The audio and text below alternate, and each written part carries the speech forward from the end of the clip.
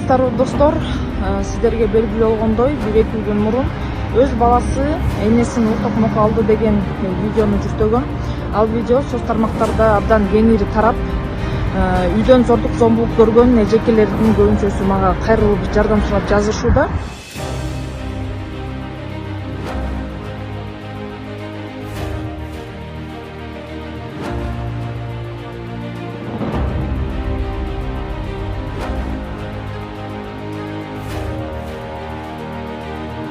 Милиция кызматкерлери TikTok колдонуучусу менен жолугуп түшүндүрүү иштерин жүргүзүштү.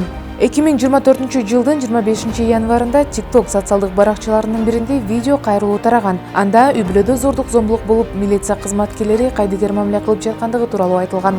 Бул видео кайрылуунун негизинде Ички иштер министрлигинин коомдук коопсуздук кызматынын бөлүм башчылары жана тергөө кызматынын кызматкерлери Токмок шаарына чыгып, бул социалдык баракчасына баяндама берген жаран менен жолугуп түшүндүрүү иш-чараларын жүргүзүштү.